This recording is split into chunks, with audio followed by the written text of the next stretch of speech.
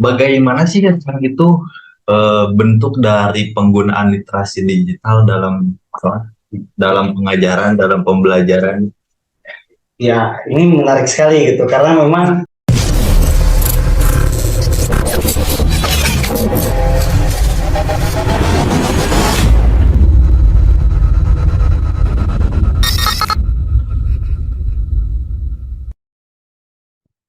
Halo guys, Assalamualaikum warahmatullahi wabarakatuh.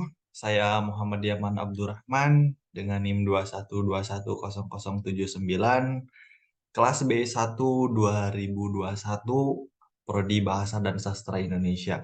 Pada kali ini saya akan membuat eh, sebuah video podcast yang dimana ditujukan untuk memenuhi UAS literasi media digital.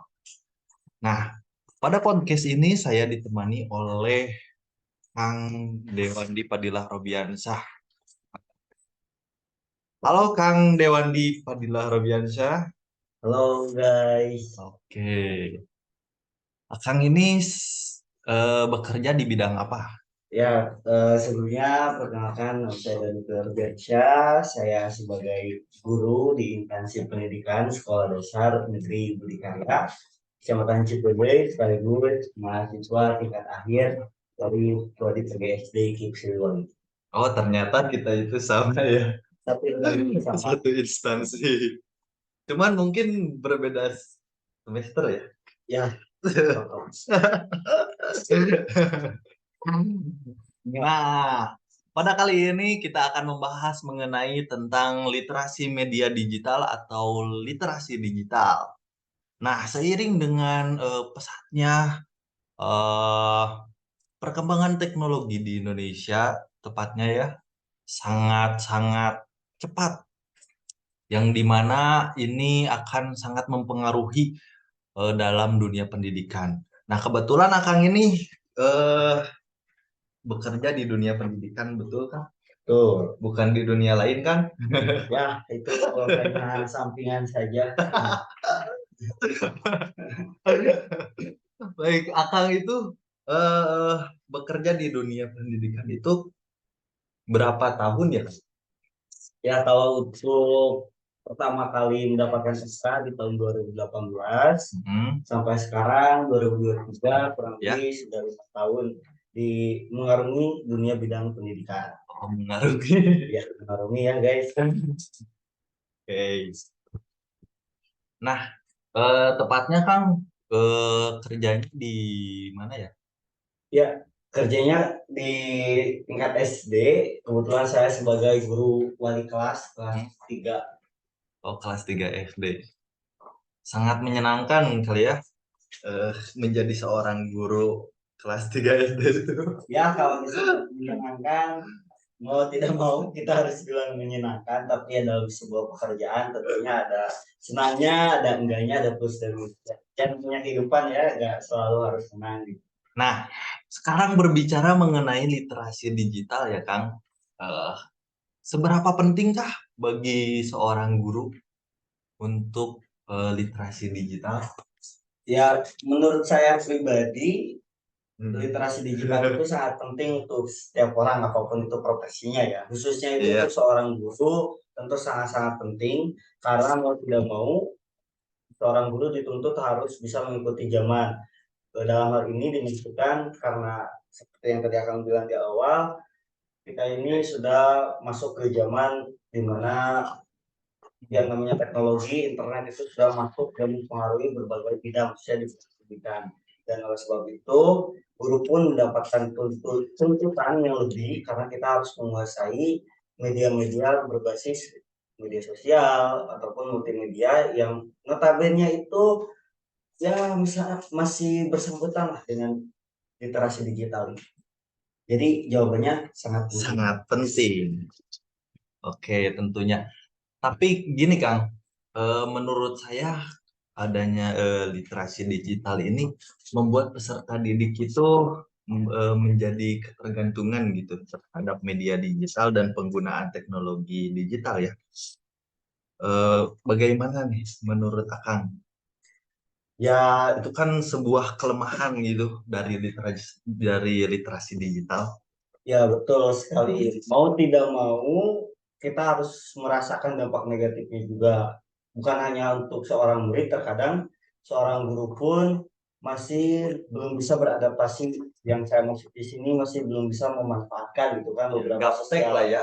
media betul dengan baik. Ada yang gaptek, ada juga yang kalau terakhir-terakhir itu kan ada beberapa guru yang viral karena attitude-nya yang kurang baik. Itu kan melalui digital gitu direkam oleh siswanya ataupun sebaliknya gitu banyak juga kelakuan yang bukan tidak baik ya kurang sewajarnya gitu direkam kemudian diposting oleh anak-anak peserta didik kita bahkan di tingkat SD pun ya sekarang ada aja gitu yang tidak memanfaatkan atau menyalahgunakan teknologi berbasis internet ini. Ya, tapi ini Akang kan sebagai guru di sekolah dasar. Nah, menurut saya kan sekolah dasar itu jarang-jarang siswa itu mungkin menggunakan ponsel ya, membawa ponsel ke dalam kelas. Nah, bagaimana sih kan itu bentuk dari penggunaan literasi digital dalam kelas, dalam pengajaran, dalam pembelajaran?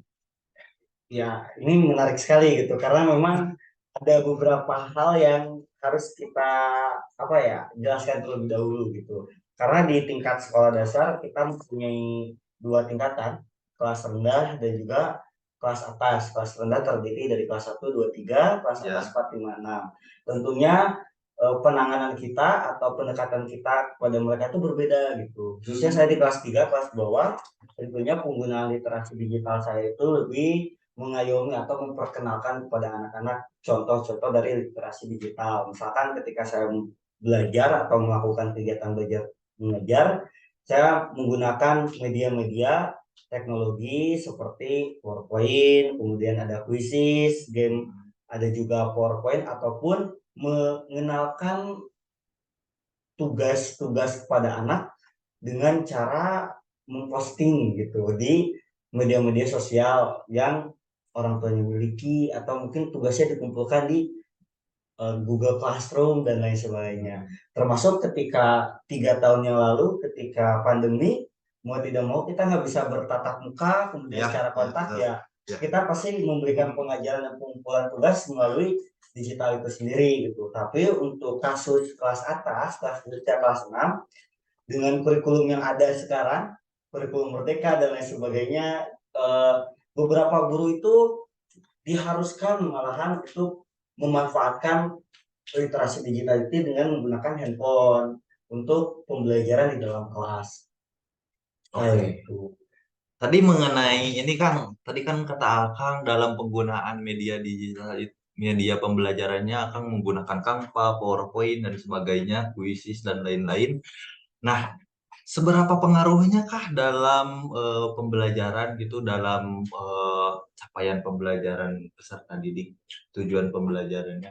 Ya, seberapa pengaruhnya itu sangat berpengaruh tentunya karena Ya. kembali lagi itu kalau kata anak zaman sekarang itu gimana pilot, gimana mekaniknya gitu kan, gimana orang yang berjahitnya. Termasuk ketika kita sudah menyiapkan rancangan pembelajaran SPP di sini, kemudian kita mengajar kepada anak-anak. Nah, tingkat kecapaian dari keberhasilan itu tergantung pada peserta didiknya paham atau enggak. Makanya dikenalkan dulu pelan-pelan sama kita selaku guru dan kita juga menggunakan media-media yang mudah untuk digunakan oleh peserta didik sehingga harapannya tujuan-tujuan pembelajaran kemudian pencapaian pembelajaran yang saya lakukan pada satu pembelajaran satu kegiatan hari tersebut dapat tercapai dengan baik walaupun pada kasus kenyataannya pasti ada beberapa anak yang tidak berhasil karena berbagai faktor gitu kan. Itu bisa faktor gaptek, bisa faktor si anaknya belum paham, atau mungkin faktor lain yang disebabkan oleh kita selaku guru seperti miskonsepsi, komunikasi dengan anak sehingga terjadi perbedaan pendapat kita maksudnya begini tapi anak-anak malah mengaplikasikannya dengan cara yang berbeda.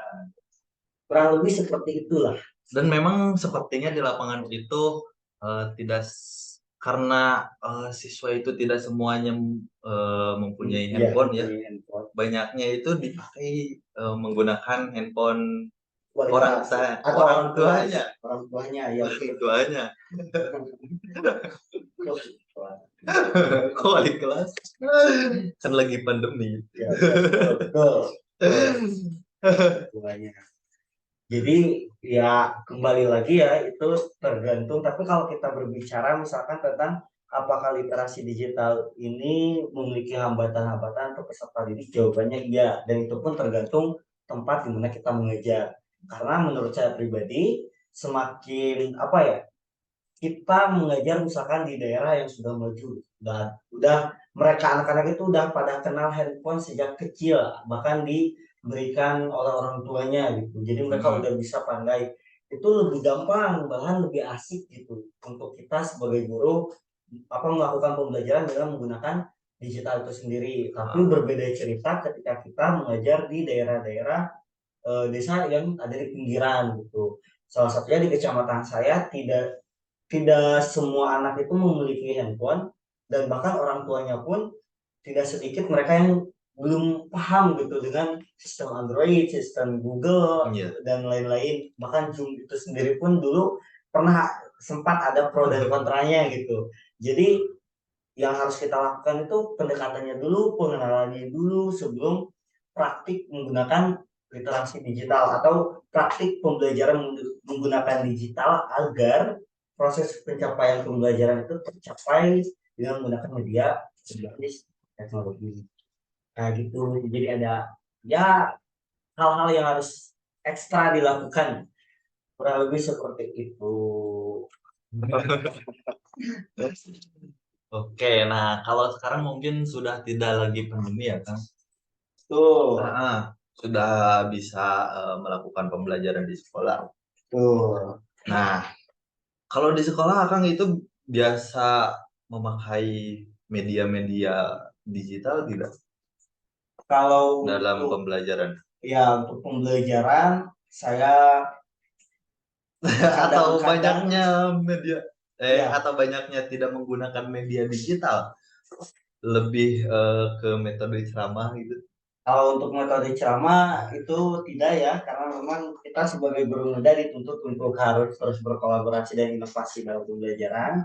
Jadi kita paling memanfaatkan eh, apa ya platform atau aplikasi digital itu sendiri. Jadi kebanyakan gurunya yang menggunakan digital itu sendiri untuk ditransfer ke pembelajaran. Jadi si peserta didiknya itu hanya menerima pembelajaran menggunakan media digital tersebut gitu tanpa apa ya terjun langsung gitu. Ya seringkali untuk satu atau dua kali pertemuan dalam satu bulan kita kadang mengajak siswa itu untuk menggunakan media pembelajaran seperti contohnya ya yang tadi yang mudah-mudah aja seperti membuat video tari jadi dikelompokkan ditugaskan kemudian ya pasti orang tuanya yang video Yang gitu kan mengerjakan orang ya tua.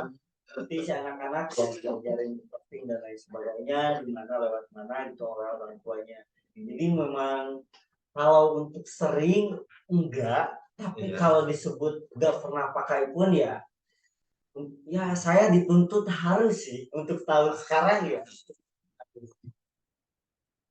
Nah, media yang sering digunakan oleh Akang itu biasanya apa sih? Kalau untuk media pembelajaran saya sering menggunakan satu PowerPoint, kedua media Canva dan untuk media sosialnya saya menggunakan Instagram karena memang ada Instagram sekolah. Kemudian untuk peserta didik saya kadang-kadang memberikan tugas kepada orang tuanya untuk mengumpulkan pasti yang sering banget kita gunakan itu media WhatsApp, kemudian Google Classroom, saya pernah juga dan yang baru-baru terakhir ini saya menugaskan kepada siswa untuk mengupload di Facebook maupun Instagram gitu dengan cara men-tag akun story. Nah, mengapa sih Akang itu masih menggunakan PowerPoint? Padahal kan tanpa juga sama aja, Kang. Ya untuk pertanyaan tersebut lebih ke fleksibel sih kan, dimana kita melihat materinya dulu yang mudah diaplikasikan ke aplikasi yang mana gitu, karena terkadang setiap media yang pernah saya kerjakan itu ada plus minusnya. Misalkan di PowerPoint terkadang lebih enak untuk membuat sebuah aplikasi dikemas jadi sebuah video dan lebih efisien ketika kita ingin menggunakan metode-metode yang lain dicampurkan, misalkan dengan metode inquiry atau problem based learning gitu. Sedangkan kalau Canva itu saya lebih menggunakannya untuk media atau pembantu saya seperti misalkan lembar kerja siswa atau tugas-tugas kelompok yang dibikin menarik dengan animasi-animasi gratis di Canva atau di platform tersebut. Oke guys, jadi pada intinya kami ini menggunakan media pembelajaran atau media digital menyesuaikan dengan materi yang akan disampaikan pada hari itu, begitu ya Kang? Betul sekali. Dan itu pun tidak harus kita menggunakan media berbasis teknologi ya. Jadi kadang kita hanya menggunakan media-media seperti buku dan lain sebagainya. Karena ya itu tadi juga tergantung dengan seberapa sulitnya gitu. Karena setiap hari kita harus mengerjakan RPP, penilaian, evaluasi. Ya, Capek ya. ya, tengah-tengahnya itu pasti teman-teman tahu. Tadi kan yang digunakan Akang itu media Canva ya. Tuh. Mungkin Akang sudah hatam betul dengan media tersebut. Tapi sebetulnya kan masih banyak loh media-media interaktif seperti media digital Mio. Cuman itu berbasis web berbasis web ya, tidak aplikasi gitu. Terus Articulate, terus apalagi ya, banyak lah pokoknya. Kenapa tidak mencoba menggunakan media-media lain gitu? Ya kalau untuk Karena saya lihat ya Kang itu kebanyakan memakai media Canva. ya kalau Soalnya ditanya kenapa tidak mencoba yang lain, karena saya masih bertahan di zona nyaman. Kalau ada masih yang kita senangi, kenapa harus mencoba ke aplikasi yang lain? Kan Pak brand ambassador. Tapi pertanyaannya sebenarnya menarik. Kalau boleh saya jawab ya, karena ada tantangan tersendiri di kelas yang saya ajari, kita di kelas 3 kelas rendah di SD ini. Kita ini sekolah kita ini kekurangan fasilitas internet. Jadi sambungan wifi-nya tidak sampai ke kelas 7, yaitu kelas 3. Jadi untuk menggunakan hal itu agak sulit. Tapi saya pernah melihat di kelas atas ya ada beberapa guru yang sudah mencoba gitu ya mengaplikasikan beberapa media-media teknologi seperti yang akan bilang. Dan tentunya saya pun pasti akan sangat senang apabila ya saya bisa menggunakan aplikasi-aplikasi yang akan sarankan gitu, karena ya pasti menarik lah ya dengan adanya internet dan teknologi yang sudah semakin maju, pembelajaran pun semakin mudah dan semakin apa ya interaktif dengan anak-anak itu. Tapi ya sayangnya sekali lagi fasilitas keadaan yang memaksa kita itu harus apa ya stuck di satu mode atau stuck di satu aplikasi, tapi kita harus menginovasi hal itu agar segimana mungkin harus lebih interaktif gitu. pokoknya untuk Kementerian Pendidikan ya. Tolong kasih bantuan untuk sekolah Kang Depar. Lu ngopi dulu Kang. Intinya Kang Dewandi mah dalam menggunakan media pembelajaran mah setia ya. Tapi nggak tahu kalau masalah cewek ya guys. Kalau masalah cewek gimana Kang? Alhamdulillah ya guys. Yang namanya buaya itu kan setia sama pasangannya. Ada buaya yang ketika apa kan faktanya itu fakta hewan buaya itu setia kepada pasangannya. Cuma terkadang wanita-wanita Indonesia mah banyak maunya gitu. Jadi kriteria cowok itu harus bikin harus ini harus itu. Jadi bukan kita yang menentukan ya, tapi kalau orang lain bikin nyaman gimana kan? Nah, pada intinya ya Kang literasi digital ini banyak positifnya Oh iya, dalam dunia pendidikan ya, betul betul.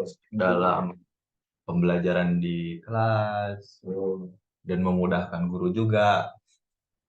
Tapi Memudahkan nggak? dengan catatan ya, dengan catatan mungkin dari saya, di mana pemerintah itu harus memberikan kesempatan dan juga memperhatikan edukasi atau apa sosialisasi kepada guru-guru yang ada di setiap instansi pendidikan, bukan hanya SD aja gitu, SMP SMA, karena mau tidak mau tidak semua guru itu bisa, tidak semua guru itu punya laptop, tidak semua guru itu mampu dalam tanda kutip fasilitasnya gitu ya, seperti yang saya singgung di awal gitu. Jadi terkadang ada yang punya fasilitas tapi sosialisasi tentang literasi digitalnya kurang, entah itu dari pemerintahnya, entah itu dari apa ya, kata pendidikan atau bidang pendidikan di kecamatan tersebut. Ada juga yang sebetulnya guru sekolah ini guru-gurunya muda-muda gitu, mereka bisa tapi terhalang dengan fasilitas. Jadi kalau disebut Surprise ya. memudahkan, betul memudahkan, tapi dengan catatan itu gitu. Fasilitasnya harus lebih diperhatikan lagi. Kurangnya edukasi juga ya. Betul juga edukasinya, sosialisasi, bukan hanya siswanya yang harus ditekankan mereka literasi digital, tapi kami pun selaku guru masih perlu bimbingan lah, masih sama-sama belajar gitu, masih harus dapat apa ya, inspirasi, sehingga guru itu nggak stuck di kanpa terus gitu. Jadi ada apa ya, polesan-polesan yang baru gitu, untuk pembelajaran berbasis media dan teknologi. Ya, apalagi sekarang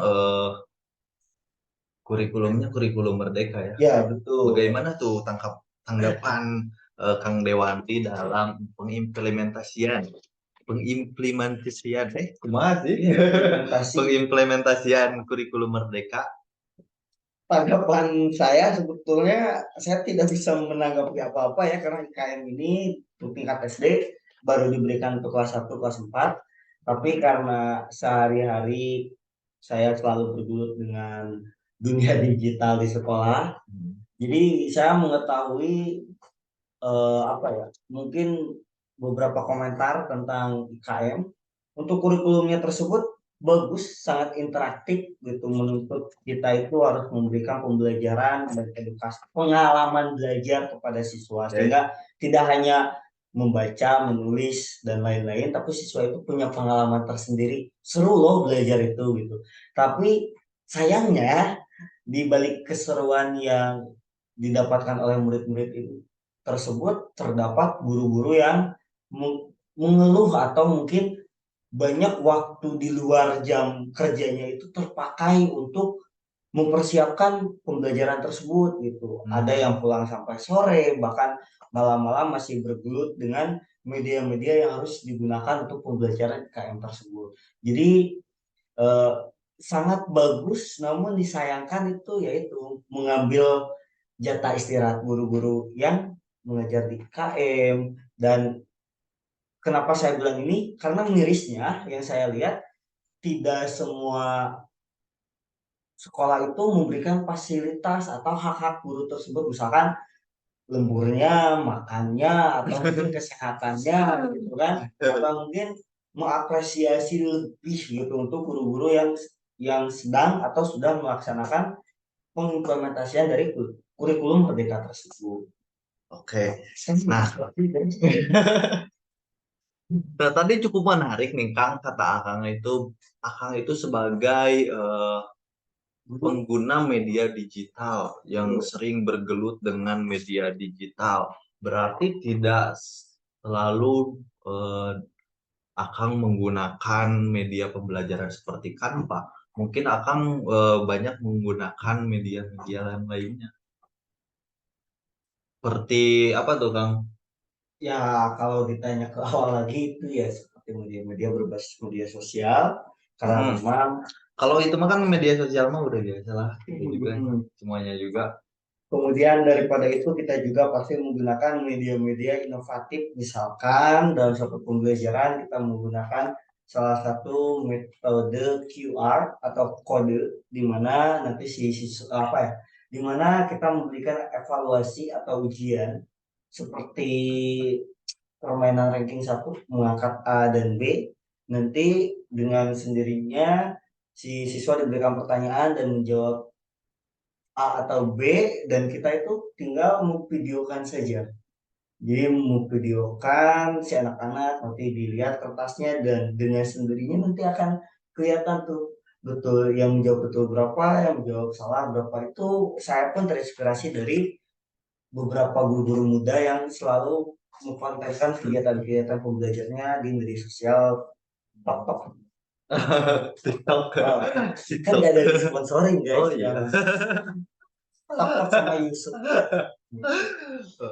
Tapi hasil-hasil video tersebut akan publikasikan tidak? Untuk sekarang kita masih belum dipublikasikan karena beberapa kendala itu. Yang pertama, tim digital dari SD saya pun belum terbentuk, dalam artian belum ada satu tim yang mampu menaungi atau mengedit lah ya, bahasanya tim editor yang mempersiapkan misalkan dari guru kelas ini, kelas 1, kelas 2, kelas 3, hasil videonya dikumpulkan di komputer sekolah, kemudian ya harus mau gak mau kan harus ada yang edit itu untuk dipublikasikan di akun-akun media sosial sekolah tersebut. Tapi karena orangnya cuma satu, Oh, dan yang akan. ya, orangnya cuma satu dan banyak banget jumlah yang masuk, jadi masih delay untuk sekolah kan ya. Untuk sekolah saya itu masih delay karena memang belum begitu apa ya namanya terprogres lah ya, terstruktur, jadi belum sistematis gitu, belum secara sistematis. Tapi untuk beberapa sekolah mungkin ada yang sistematis, jadi langsung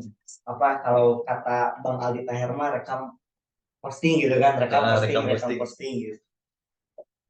Berarti bisa dikatakan Akang ini selain menjadi guru itu dapat dikatakan sebagai konten kreator. Oh, bukan konten kreator, editor. Sebagai editor ya. Saya lebih sebenarnya admin sih, admin sekolah gitu, soalnya Admin mah operator. ya operatornya ya tau lah ya itu Pak, jangan dibahas di sini. Nonton ada beberapa kinerja guru yang memang kurang lah ya, jadi kita harus menghandle beberapa pekerjaan yang semestinya itu ya tugas beliau. Jadi no komen lah ya. Jangan dibahas. Saya megang akun Facebook, Instagram, dan juga YouTube. Ada teman saya juga yang membantu, cuman hanya di 2 platform, yaitu TikTok dan juga YouTube. Mungkin kalau teman-teman penasaran boleh di searching di TikToknya @sdn_Budi Karya. Kalau di YouTube-nya SDN Budi Karya, Facebooknya Budi Karya, dan Instagramnya @sdn Budi Karya. Oke. Bisa dicek. Jadi kalian bisa lihat-lihat gitu. Dan kalau Mungkin dicukupkan sekian ya guys. Literasi digital itu sangat penting bagi pendidikan, bagi sebuah pembelajaran untuk mencapai tujuan pembelajaran. Cukupkan sekian. Wassalamualaikum warahmatullahi wabarakatuh. Saya Muhammad Yaman Abdurrahman undur diri. See you. bye bye.